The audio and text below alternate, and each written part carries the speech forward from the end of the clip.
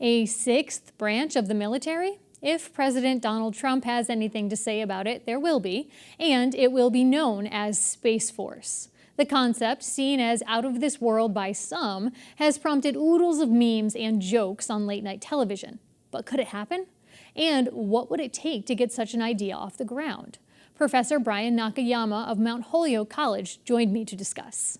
I think the biggest issue with the potential Space Force is because it's a major reorganization of the United States military. And major reorganizations typically don't work out particularly well in the near and medium term. And so my main concern is that the creation of a Space Force would actually decrease U.S. military space readiness precisely because it's going to create so many organizational turf battles. But we saw after World War II, the organization where the Air Force separated and became its own entity, and that has largely been successful, has it not?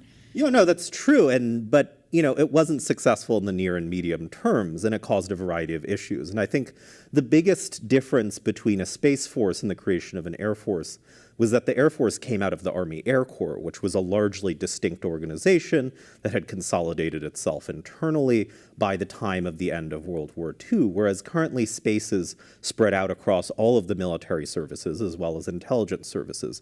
And bringing them all together is going to take some time.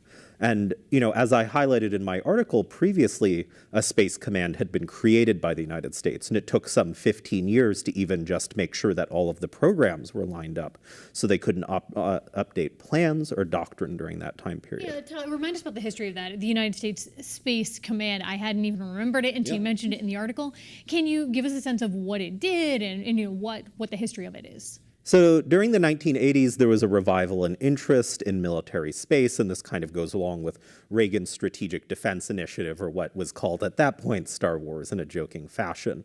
And so there was a belief that, basically the United States had to get ready to do military space in a much more effective fashion. And so there was a move to consolidate these kinds of various threads of space organizations under one command.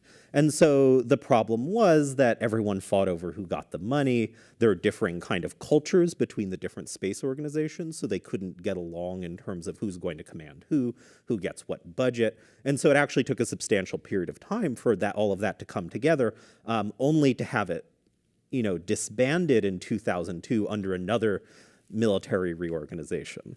And so all of it ended up being for nothing?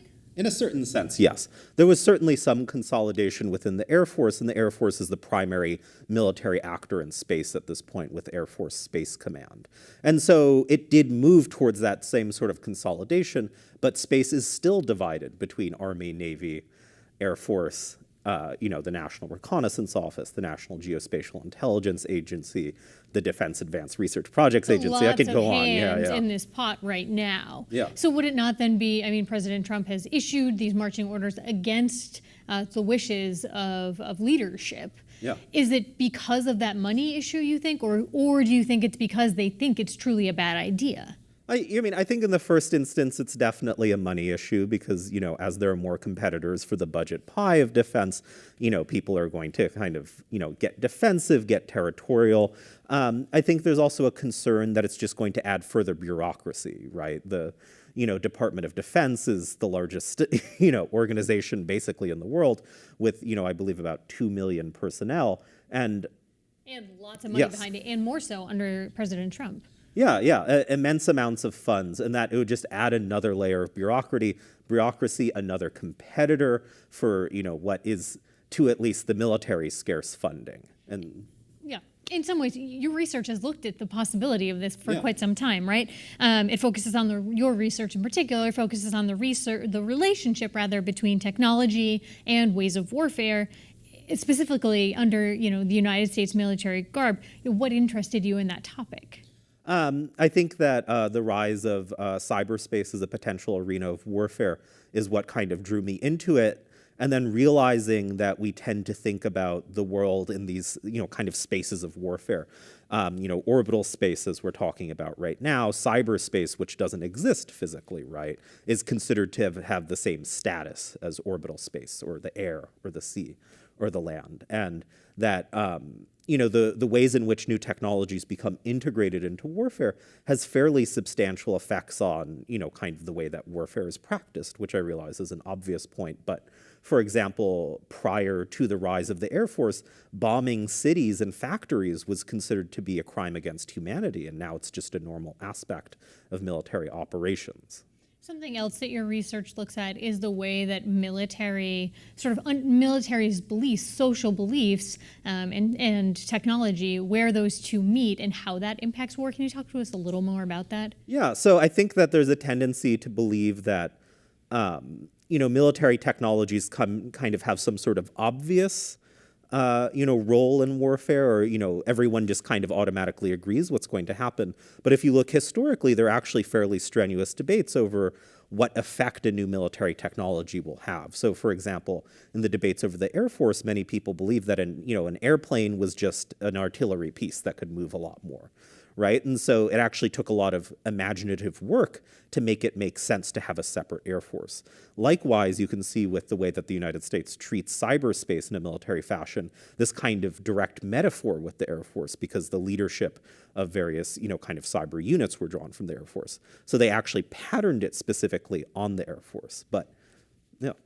So with President Trump giving these marching orders for this to move forward, there was an actual memorandum that was released on June 18th when he made this announcement, and it was called Space Policy Directive 3, and the subtitle is National Space Traffic Management Policy.